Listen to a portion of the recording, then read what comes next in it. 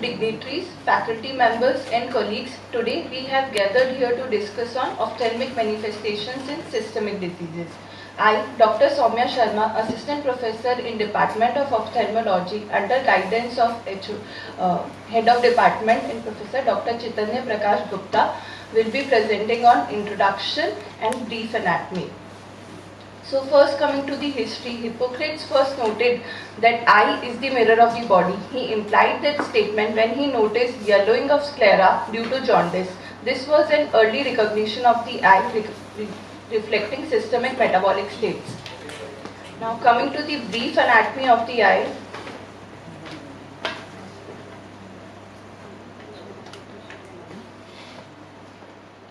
The eyeball sits in a bony socket called as orbit. It consists of three coats. The outermost is the fibrous coat, which comprises of anterior 1/6 transparent structure known as cornea and posterior 5/6 opaque white structure known as sclera. The middle is the vascular coat known as uvea. It comprises of iris, which is the colored part of the eye, and it regulates the amount of the light entering the eye through the sides of the pupil. Ciliary body consists of ciliary muscles and ciliary epithelium, and the posterior part is the choroid, which consists of a bundle of blood vessels. The innermost part is the neural part, which comprises of retina and optic nerve. Retina consists of specialized cells known as photoreceptors along with retinal pigment epithelium. Optic nerve is the second cranial nerve of the body, and it carries visual sensations from eye to the occipital cortex in the brain through a specialized pathway known as visual pathway. Now, eye is divided into two segments, anterior and posterior segment, by a refractile biconvex transparent structure known as lens. The structures which are anterior to the lens comprises the anterior segment and consists of cornea, iris, aqueous humor and lens. And the structures which are posterior to the lens comprises of the posterior segment, and it consists of vitreous humor, choroid, retina and optic nerve. Now coming to the various connections that eye has to the whole body. First is the vascular connection. Retina is supplied by central retinal artery and vein, which are part of body circulatory system. So any diseases affecting this circulatory system can be manifested in eye as well. For example, diabetes may cause diabetic retinopathy, hypertension may cause hypertensive retinopathy. Next, inflammatory responses. So, eye is sensitive to autoimmune diseases like rheumatoid arthritis, Sjogren's syndrome, systemic lupus erythematosus. Immune system can attack this ocular tissue, causing dry eyes, uveitis, scleritis. Next is the neurological link. Optic nerve connects eye directly to the brain. So any systemic neurological condition such as multiple sclerosis can cause optic neuritis, or raised intracranial tension from conditions like pseudotumor cerebri can be identified by detailed eye examination. Next is metabolic and endocrine effect. Diseases such as diabetes mellitus and thyroid disorder can have direct ocular impact and thus can cause characteristic ocular features. Infectious diseases. There are various systemic infectious diseases which can affect the eye and can be diagnosed early by detailed ocular examination. For example, it is presumed that latent tuberculosis can be diagnosed early if we see in eye manifestations such as choroid tuberculosis.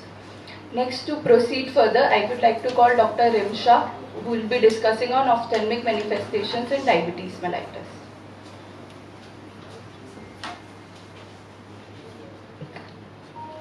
Good morning everyone, I am Dr. Rimsha Zakariya and I shall be continuing further on the topic ophthalmic manifestations in diabetes mellitus.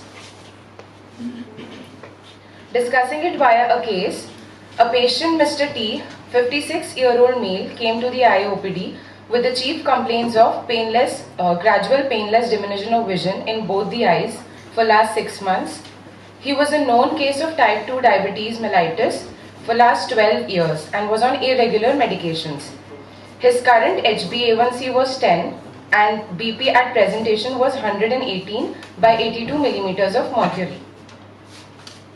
On ocular examination, visual acuity was 6 by 36 in both the eyes. Intraocular pressure and pupil were both within normal limits in both the eyes. Slit lamp examination showed posterior subcapsular cataract, and on fundus we could see dot blot hemorrhages, hard exudates and macular edema. So would any one of you like to guess what the diagnosis could be? Why? Because since he is a diabetic, prolonged diabetic patient, and there's macular edema. Macular edema comes in advanced diabetic retinopathy, and there's a progressive painless loss of vision. So this history signifies non-proliferative. Thank you. Yes, you're right. So we diagnosed the patient with uncontrolled diabetes mellitus, both eyes posterior subcapsular cataract, and moderate non-proliferative diabetic retinopathy with diabetic macular edema. Moving forward to the ophthalmic manifestations in diabetes mellitus. Now eyelids show recurrent blepharitis, styes, and styes also known as external hordeolum, and chalazion. In cornea, we can see neurotropic keratitis, which presents as superficial punctate keratitis, seen on fluorescein staining on the slit lamp examination. Now, neurotropic keratitis is a degenerative disease caused by impaired corneal nerve supply, mostly affecting the trigeminal nerve. It can further progress to neuropathic corneal ulcer and eventually to even perforated corneal ulcer. Next, we could see neovascularization of the iris. Now, this is known as rubeosis iridis. In lens, the two common cataracts that are seen are snowflake cataract and posterior subcapsular cataract, where snowflake cataract is the most characteristic one. However, posterior subcapsular cataract is the most common one. Here in this image, we can see vitreous hemorrhage, which is blood in the vitreous due to leakage of vessels caused by neovascularization of in diabetes. On retina, we see various changes due to chronic hyperglycemia mediated microvascular damage in the retina. And the retinopathic changes seen are as follows. First is this microaneurysms, which are seen due to pericyte loss. Second that could be seen is dot and blot hemorrhages. These are a result of leakage from the weakened capillaries. Then there could be hard exudates and soft exudates. Now, hard exudates are deposition of lipid and protein in the outer plexiform layer of retina. However, cotton wool spots are axonal deposits in the nerve fiber layer of the retina. And lastly, diabetic macular edema. And finally, a retinopathic complication that could be seen is tractional retinal detachment, seen mostly in advanced diabetic eye disease. Moving on to the risk factors of diabetic retinopathy, first one being the duration itself. So, the chance of developing diabetic retinopathy increases to 50% after 10 years and to 90% after 30 years of having diabetes mellitus. The second is poor glycemic control, hypertension, nephropathy, and other risk factors include hyperlipidemia, smoking, obesity, and even anemia. Now, classifying diabetic retinopathy into non-proliferative and proliferative, where non-proliferative diabetic retinopathy is further classified into mild, moderate, and severe. Mild is when only microaneurysms are noted. Moderate when hemorrhages and exudates are seen only in one quadrant. Severe where hemorrhages and exudates can be seen in more than one quadrant or most likely in all the quadrants. Versus proliferative diabetic retinopathy where changes are seen due to neovascularization of retina. So the investigations that we do in such a patient, apart from the routine general investigation on the basis of general etiology, are the ophthalmic ones are fundus photography to classify and study the severity of diabetes mellitus, optical coherence tomography to see diabetic macular edema, and lastly fundus fluorescein angiography to see the leaks. And the most important thing, we tell the patient to have an annual dilated eye examination since it's very essential. Moving on to the next topic, where I shall be discussing ophthalmic manifestations in case of hypertension. A patient, Mr. V, 58-year-old male, was referred to IOPD from medicine ward for fundus examination, and he presented with the chief complaints of headache for last 1 month, which was associated with nausea and epistaxis. He was a known case of hypertension for last 8 years, non-compliant with medication, and his blood pressure at presentation was 180 by 100 millimeters of mercury. On ocular examination, visual acuity was 6 by 12 in right eye and 6 by 9 in the left eye. Intraocular pressure, pupil and slit lamp examination were all within normal limits in both the eyes. However, on fundus we could see arteriolar attenuation, arteriovenous snicking and copper wiring of vessels. Now would anyone like to answer what grading of hypertensive retinopathy it could be? Since it involved arteriovenous snicking and copper wiring and arteriolar attenuation. Yes. So we diagnosed the patient with uncontrolled hypertension and grade 2 hypertensive retinopathy. So the ophthalmic manifestations that we could see in hypertension are as follows. First image, we can see subconjunctival hemorrhage. So hypertensive patients mostly very likely come with this complaint. Hyphema, that is collection of blood in the anterior chamber, and vitreous hemorrhage. Now on retina, the signs that are very commonly seen are arteriolar narrowing, copper wiring, arteriolar AV nicking, exudates, which are again hard exudates and soft exudates, dot and blot hemorrhages, and disc edema. Now let's discuss all of these retinopathic changes in a bit detail. Arteriolar attenuation can be of two types, either generalized as we can see in this image, or it can be focal or localized. Now arteriolar attenuation in the first place happens because of a reduced caliber of the arteries. Arteriovenous snicking is due to hardened artery pressing over a vein at the AV crossing, as we can see here. Copper wiring is a red-brown reflex of the arterioles that happens due to sclerosis and hyalinization. This is a macular star which is seen when hard exudates come and accumulate at the posterior pole of the retina. And the last one is disc edema. Now Keith, Wagner and Barker classified hypertensive retinopathy under 4 gradings. First one says that there is mild generalized retinal arteriolar narrowing. Grade 2, which was there in this case that I presented, focal arteriolar narrowing along with arteriovenous snicking and copper wiring.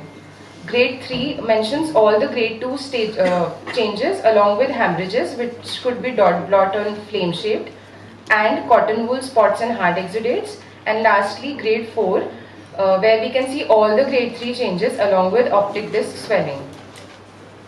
Next comes the complications of hypertensive retinopathy. It includes retinal artery occlusion, retinal vein occlusion, papilledema, ischemic optic neuropathy, and even Elschnig spots and Segrist streaks. So lastly, the investigations that we do in such a patient are the general ones depending upon the etiology, which include lipid profile, serum creat, urine examination, and ophthalmic include fundus photography and optical coherence tomography. Now I would like to invite Dr. Ishita to continue further. Good morning, respected dignitaries, teachers and my dear colleagues.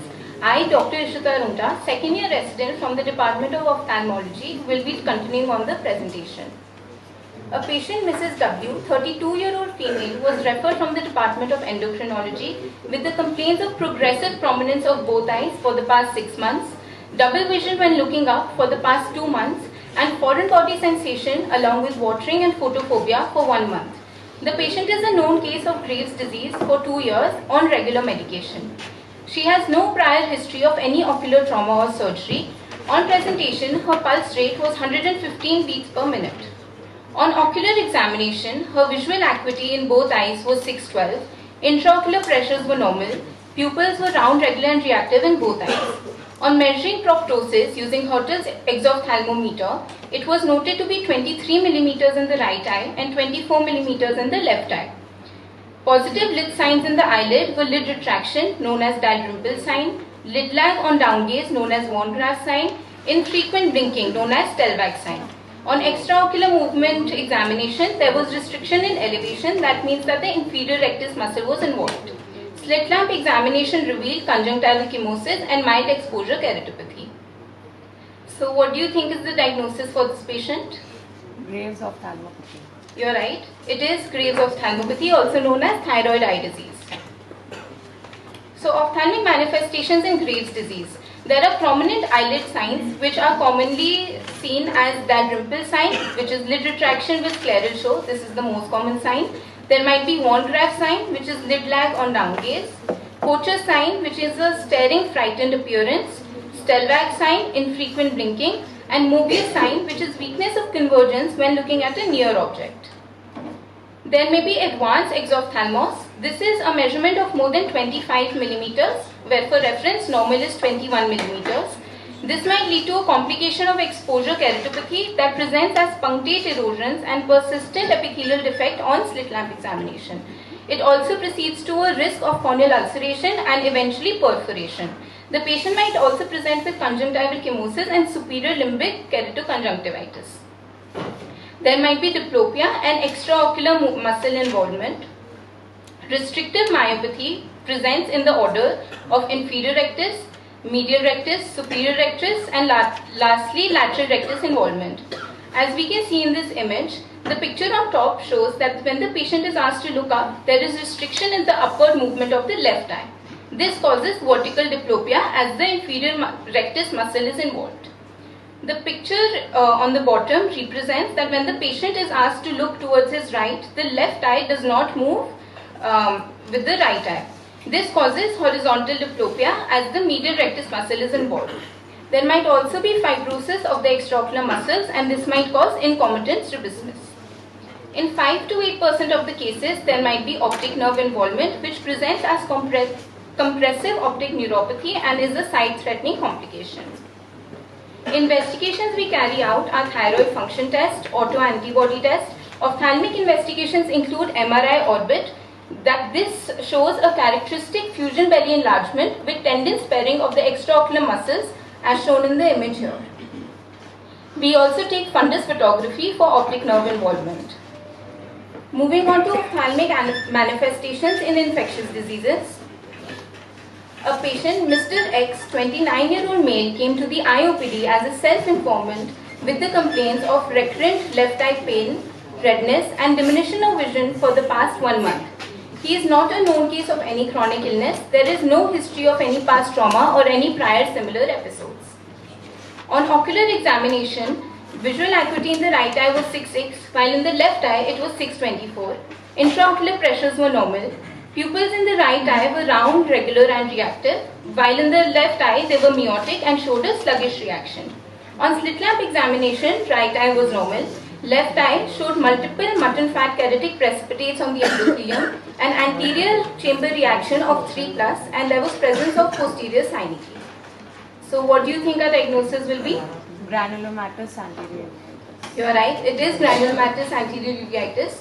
On sending further investigations, Montauk's test was positive and there were cavitary lesions with consolidation on chest x-ray. So final diagnosis came to tubercular anterior uveitis. Ophthalmic manifestations in tuberculosis. On the conjunctiva, we can see flectinular keratoconjunctivitis as we can see in this image. They present as small, round, pale nodules at the limbus with redness. They represent a type 4 hypersensitivity reaction. Tuberculosis may also present with granulomatous anterior uveitis in which we see mutton fat keratic precipitates seen mostly inferiorly in the Als triangle. There might also be iris nodules. They may present on the pupillary margin known as Kepis nodules or in the iris stroma known as Busaka's nodules. Anterior chamber reaction is considered the hallmark of intraocular inflammation.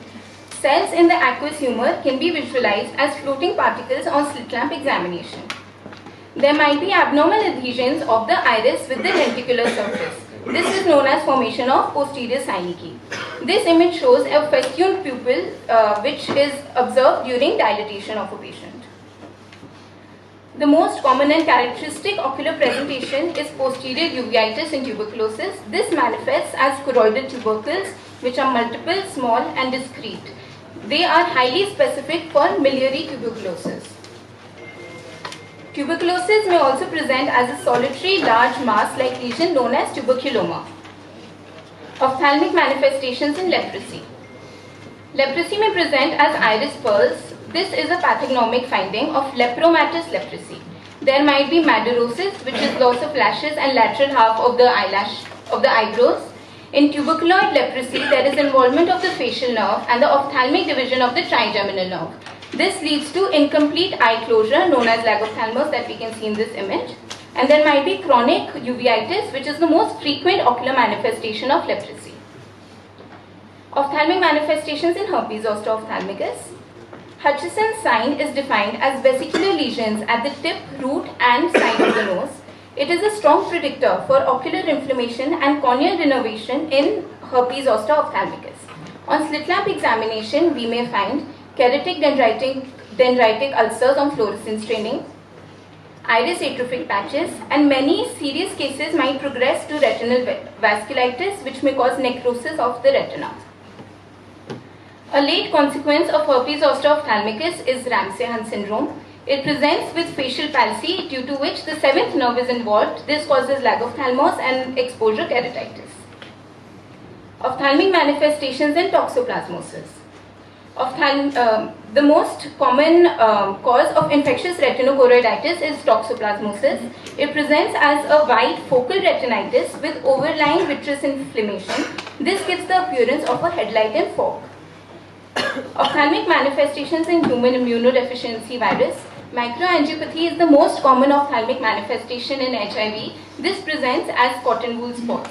It signifies an advanced HIV disease, higher levels of ongoing viral replication and low CD4 plus T cell counts.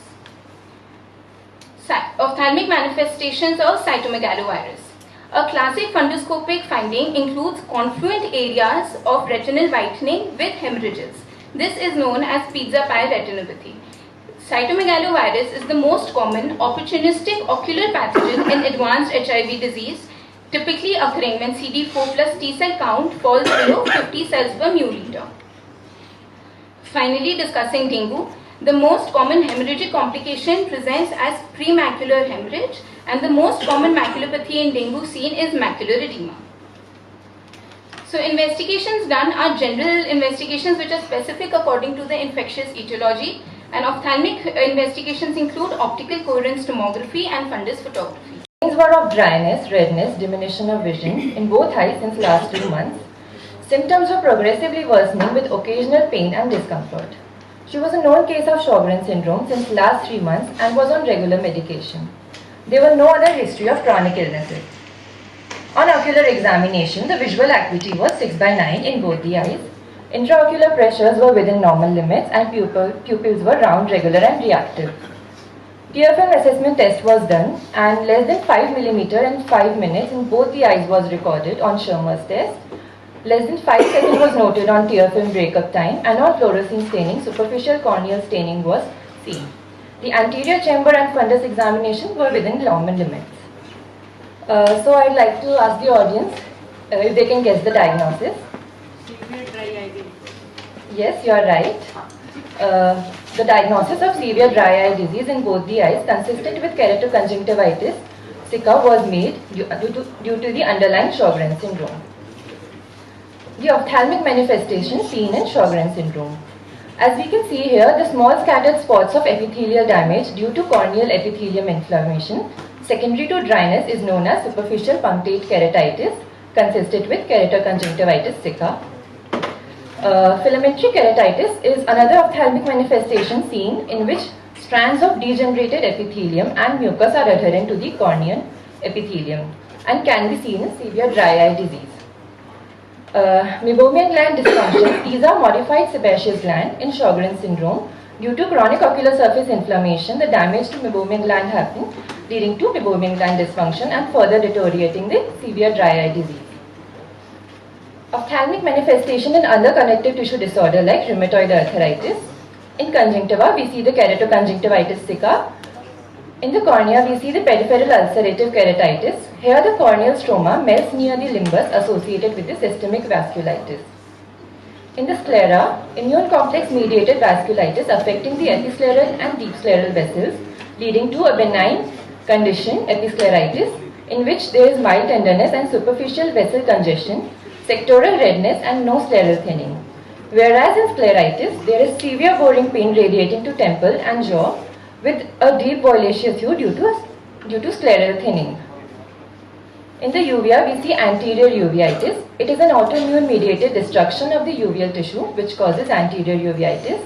Here, on slit lamp examination, we see posterior synechial formation, iris pigment dispersal and irregular pupil, whereas we also see keratitic precipitates which are aggregates of inflammatory cells on the corneal endothelium. In the retina, we see the retinal vasculitis, which is inflammation of the blood vessel walls in the retina which can lead to vision loss.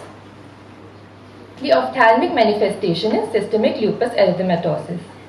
Here we see red erythematous plaque-like lesion seen over the eyelids known as discoid lupus lesion, and in the cornea we see punctate epithelial keratitis. We also see peripheral ulcerative keratitis in which the corneal stroma melts near the limbus. In sclera, we see the scleritis. Due to the scleral thinning, we see this violaceous hue. And in the retina, we see personal-like retinopathy along with optic neuropathy. The investigations for connective tissue disorders are general investigations and ophthalmic investigations. The ophthalmic investigations are Sharma's test, tear film breakup time, fluorescein staining, which are for the dry eye disease, fundus photography, optical coherence tomography, and fundus fluorescein angiography for the retinopathy. Now I'll be discussing some specific ophthalmic manifestations seen in systemic diseases like myasthenia gravis. We see ptosis and extraocular muscle paralysis. In hyperlipidemia, we see xanthelasma. In hematological diseases like anemia, we see retinal hemorrhages, rod spots and cotton wool spots. In leukemia and lymphoma, we see retinitis and optic nerve inflammation. In albinism, we see myopia, astigmatism and nystagmus. Down syndrome, the ophthalmic manifestation is mongoloid slant and epicanthal fold. In von Hippel-Lindau syndrome, in retina we see the retinal capillary hemangioma. In Wilson disease, we see Kayser-Fisher rings. Alport syndrome, we see anterior lenticonus. Marfan syndrome, myopia, dislocated lens and retinal detachment. Neurofibromatosis type 1, we see leash nodules on the iris and optic glioma. Now I'd like to call Dr. Anush Jain to further continue the case presentation.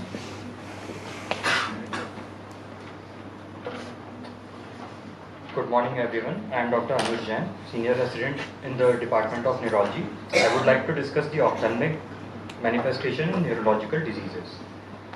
I would like to begin with a case scenario.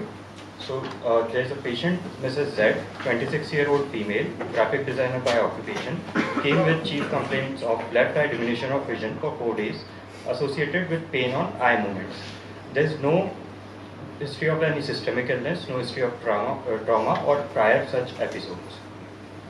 On ocular examination, visual acuity was 6/6 in the right eye and 6/36 in the left eye.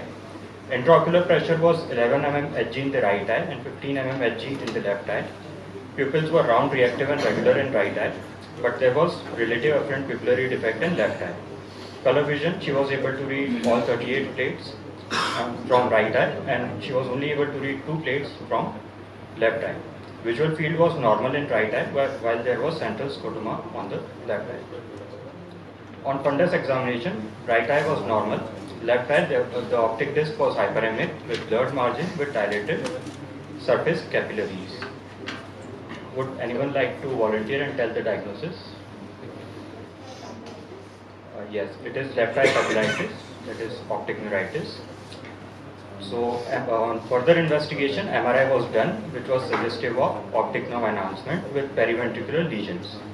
VP was done, which was suggestive of UAE 300 from left eye. CSF oligoclonal bands were present. Autoimmune panel and serology were negative. So the diagnosis was optic neuritis secondary to clinically isolated syndrome of multiple sclerosis. So management and outcome, patient was given steroid pulse therapy followed by oral taper and was started on interferon beta 1A, and vision improved to 6/18 of left eye at 2 weeks from onset of symptoms. Now coming to papilledema versus papillitis. In papilledema, usually vision is initially normal. In papillitis, there is decreased vision. Pain is usually absent in papilledema, while papillitis is painful. Onset is gradual in papilledema, while in papillitis it is sudden. Pupillary reactions usually normal in papilledema, while in papillitis there can be relative apparent pupillary defect. Fundus examination, bilateral disc swelling with blurred margins, venous engorgement and flame hemorrhages can be seen in papilledema, while in papillitis, hyperemia, blurred margins, sometimes peripapillary hemorrhages can be seen. So common causes of papilledema are intracranial tumors, intracerebral hemorrhages, idiopathic intracranial hypertension, cerebral venous sinus thrombosis, malignant hypertension and vitamin A toxicity. Common causes of papillitis are multiple sclerosis, neuromyelitis optica spectrum disorder, infections like herpes simplex, varicella zoster virus and tuberculosis, leukemic or lymphomatous infiltration, and drugs like izamribal. Coming to visual field defects, so depending on the site of lesion in the visual pathway, field defects can be total right eye visual loss as depicted by the first lesion, or there can be bitemporal hemianopia or left nasal hemianopia depending if there is the involvement of optic chiasm. Right homonymous hemianopia can be there if there is involvement of left optic tract, and left homonymous hemianopia with macular sparing if there is involvement of right occipital cortex. Coming to common etiologies of visual field defects, if optic nerve is involved, it can be secondary to optic neuritis or NAION, secondary to diabetes or hypertension. Optic chiasmal involvement can be seen in pituitary adenoma, craniopharyngioma, or anterior communicating artery aneurysm. Optic tract can be involved in stroke or demyelination. Lateral geniculate nucleus can be involved in thalamic infarcts. Optic radiation, if involved in temporal lobe, will cause superior quadrant anopia, while in optic radiation involved in parietal lobe will cause inferior quadrant anopia, and lastly occipital cortex can be involved in PGA infarcts. So to take the session further, I would like to invite Dr. Somya.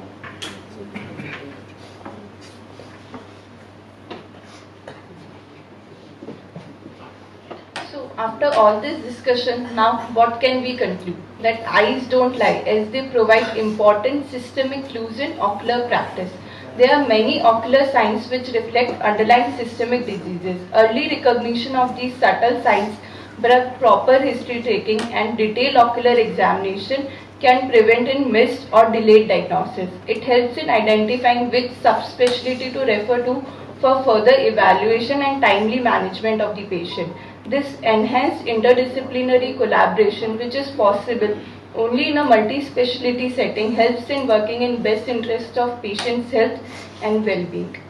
And finally, knowledge is not just power, it's only potential. Applying that knowledge is power. Understanding why and when to apply that knowledge is wisdom.